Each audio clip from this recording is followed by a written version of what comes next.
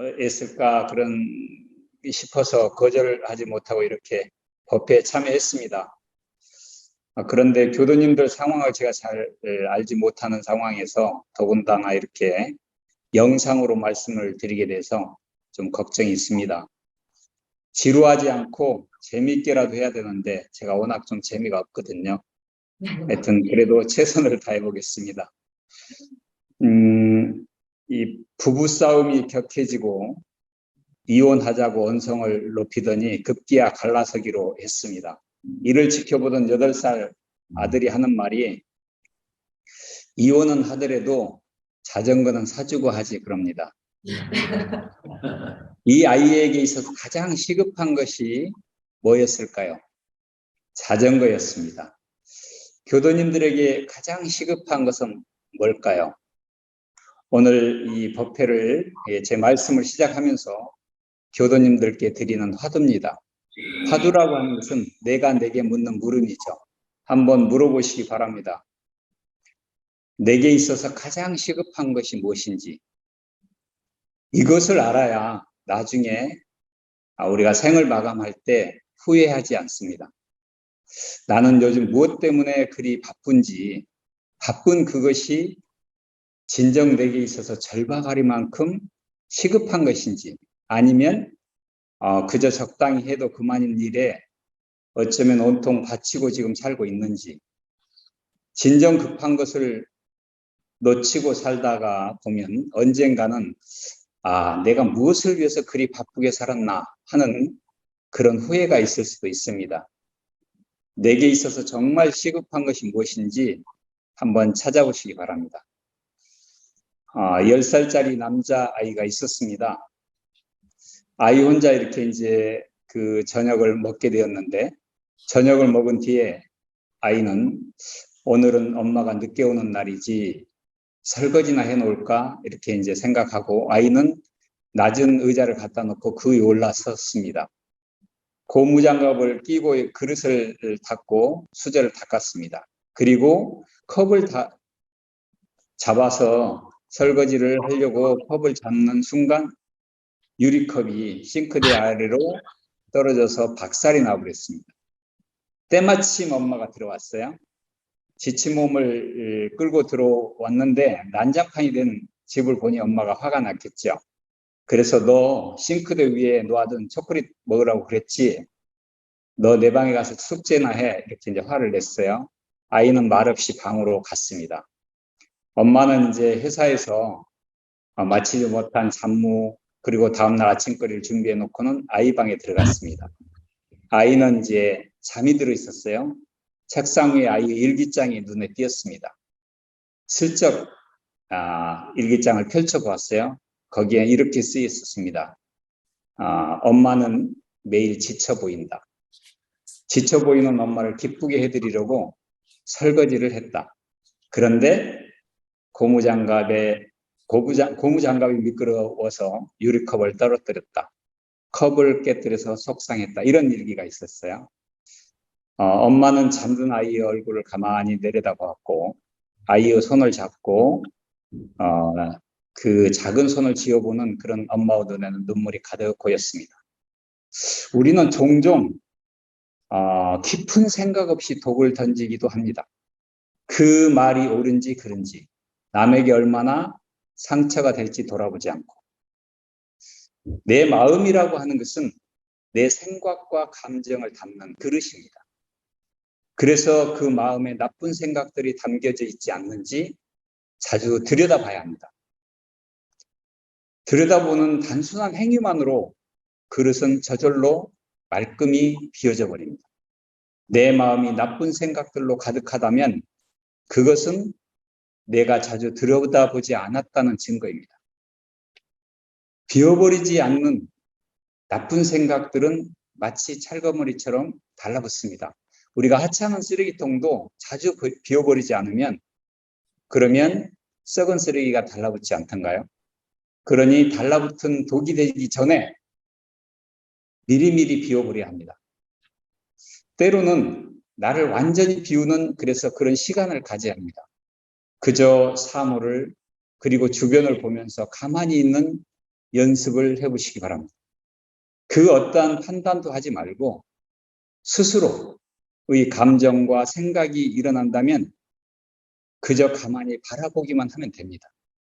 그냥 거울처럼 마음에 비치는 그대로 간섭하지 않고 놓아두고 가장 편안한 자세로 다 풀어놓고 그냥 그렇게 쉬는 시간이 필요한 것 같습니다. 편안함이라고 하는 것은 애쓴다고 와지는 것은 아닌 것 같습니다. 편안하려고 무엇인가를 한다면 이는 편안함과는 점점 멀어지겠죠. 편안하려면 아무것도 하지 않아야 됩니다. 그저 고요히 있으면 편안해집니다. 이는 일 없이 한가한 그런 무료함이 아니라 그냥 가만히 누리는 충만함입니다. 아픔도 슬픔도 내려놓고 미움도 원망도 내려놓고 그동안 걸려있는 모든 감정들도 다 내려놓고 나마저 벗어버리고 그냥 쉬는 시간이 우리에게는 필요하지 않는가 그런 생각을 해봅니다. 그동안 너무 되게 부려먹었잖아요. 그러니 이제는 좀 그냥 가만히 쉬어가는 시간도 줘야 하지 않을까 그런 생각을 해봅니다. 썼으면 재충전하는 시간을 가져야 사고가 나지 않습니다. 원천수를 발견해야 말라버리지 않는 것이겠죠. 사람들은 이제 보통 그렇게 이야기를 합니다. 아, 제발 좀 쉬었으면 좋겠다. 모든 것을 다 잊고 한 며칠 자연에 파묻혀서 지내고 싶다. 이렇게 이야기를 합니다. 아무것도 하지 않고 있어 봤으면 그렇게 이야기를 합니다. 하지만 대부분 사람들은 그럴 기회가 주어져도 그렇게 하지 못합니다. 왜냐하면 게으름을 피울 수 있는 능력을 우리는 잃어버렸습니다. 늘 무엇인가에 쫓겨 살아온 습관 때문에 그렇죠. 단 1시간만이라도 아무것도 하지 않고 우두커니 앉아 있었던 적이 있는지 단 몇 분도 무엇인가를 하지 않고 잠자코 있지를 못하거든요. 현대인들은. 심지어는 우리가 일상을 떨쳐버리기 위해서 여행을 가는데 그 여행길에서조차도 심심하다고 합니다. 혼자 있고 싶다고 하면서도 혼자 있게 되면 그 시간과 공간을 주체하지 못합니다. 그래서 불안 속의 서성입니다.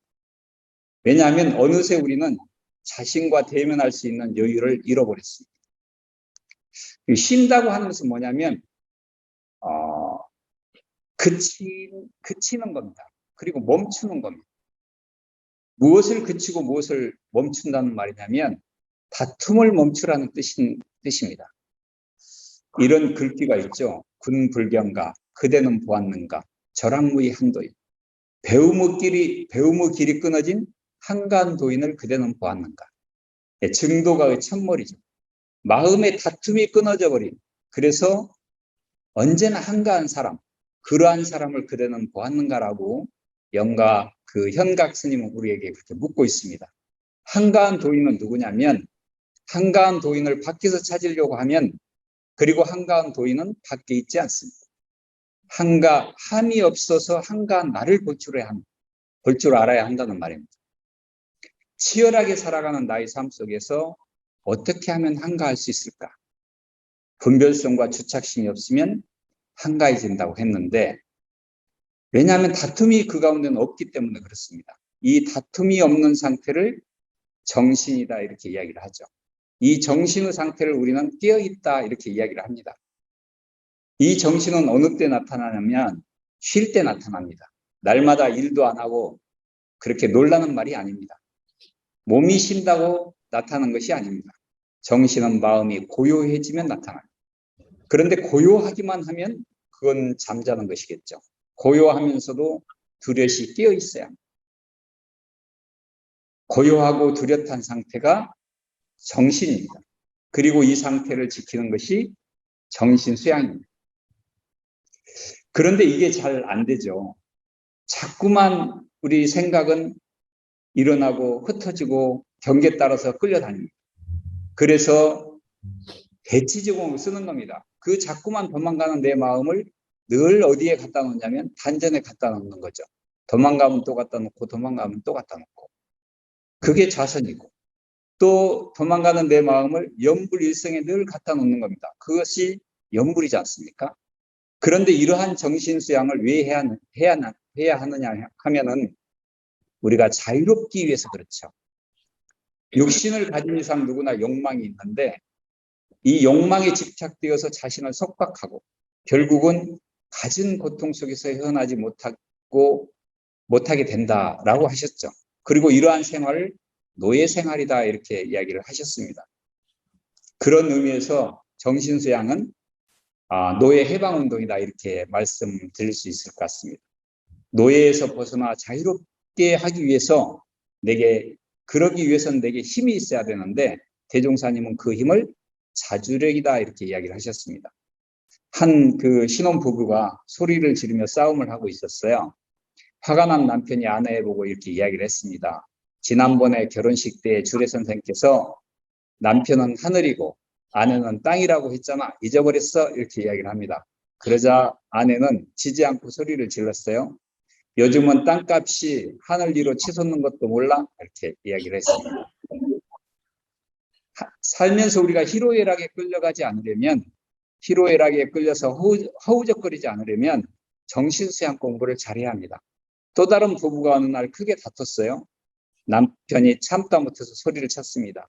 당신 것 모두 가지고 나가 이렇게요.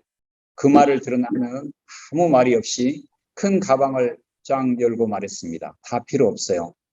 이 가방 하나만 넣고 갈래요. 허락하세요. 그러자 남편이 그랬어요. 그거 하나 허락 못 하겠나? 다 가져가 이렇게 이야기를 합니다. 그러자 그래요. 그럼 어서 당신이 이 가방 속에 들어가세요. 나는 다 필요 없고 당신 하나면 돼요. 침묵이 흘렀습니다. 남편은 결국 사과를 했습니다. 정신수양 공부를 많이 한 어느 여자 교도님 이야기인 것 같지 않습니까? 정신수양 공부를 많이 하면 자주력이 생깁니다.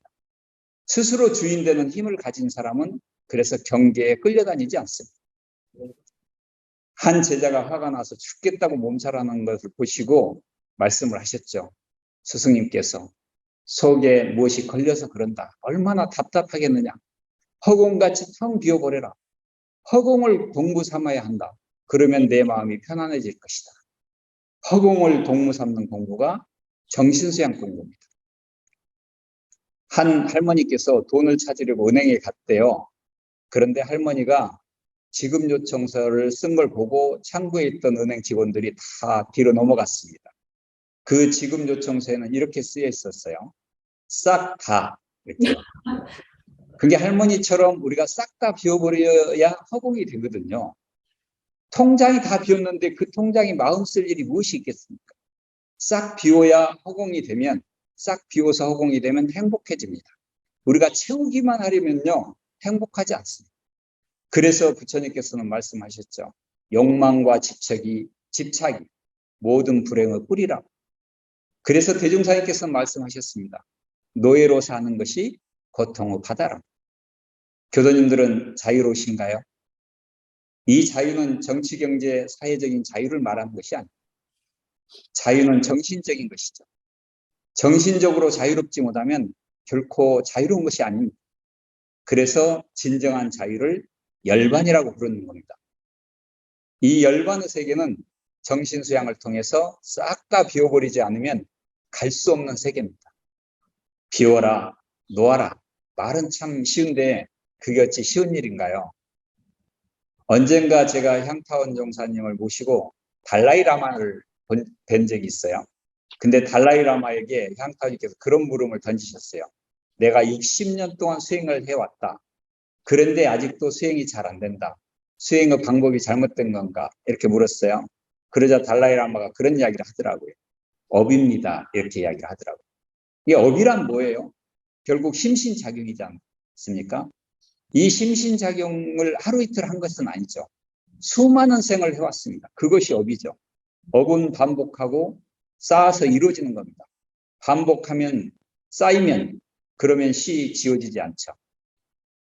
우리가 버스를 타고 여행을 해보신 적 있나요? 근데 왜 꼭 그 자리에 앉은 자리에 꼭 그 자리만 앉나요? 누가 시킨 것도 아닌데. 우리가 영생을 통해서 쌓은 업인데 자유롭기가 어찌 쉽겠습니까? 우리가 생각 하나, 내 생각인데 내 생각 하나도 내 마음대로 되던가요? 내가 생각들에 대해서 멈춰라고 하면 교도님들은 생각이 그대로 멈추시는가요? 나는 생각대로 스위치를 끌 수 있고 켤 수 있는가? 생각조차도 내 마음대로 잘 되지 않습니다. 내 생각인데도 불구하고. 왜냐하면 수많은 세월 동안 주인은 노예로 살아왔기 때문에 그렇습니다. 그리고 그 주인, 노예가 주인 행세를 해왔습니다.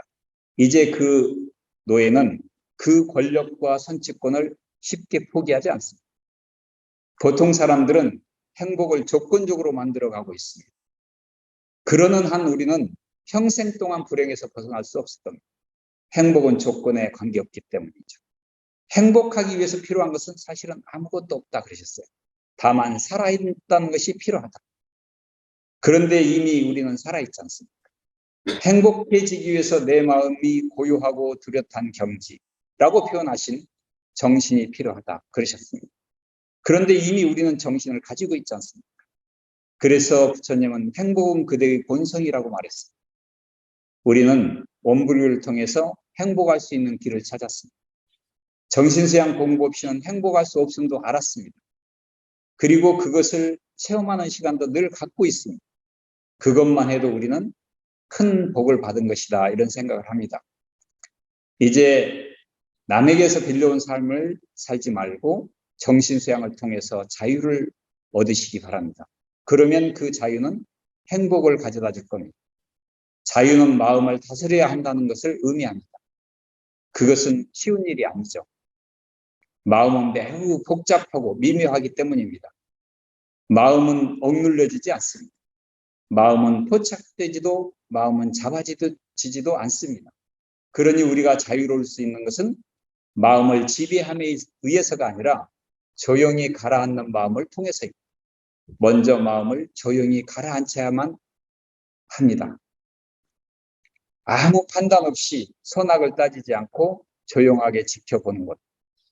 일심을 만들라 하는데 그 일심이라고 하는 것은 그 어떠한 한 마음을 만드는 것은 아니죠. 그냥 조용히 지켜보는 겁니다.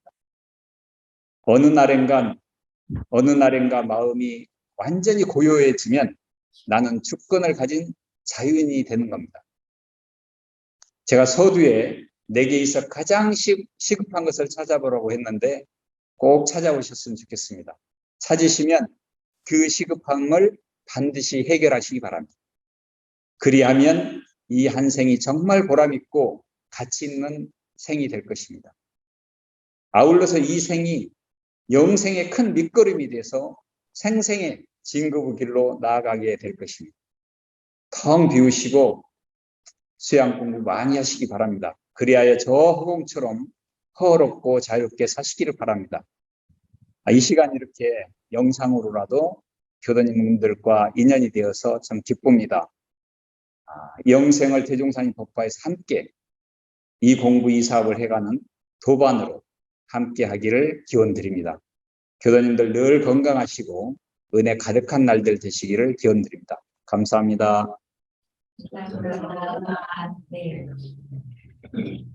그냥 이렇게 계속 제 말만 하니까 좀 재미가 없습니다. 네. 주고받고 해야 되는데. 예, 교감님 소중한 말씀 감사드립니다. 혹시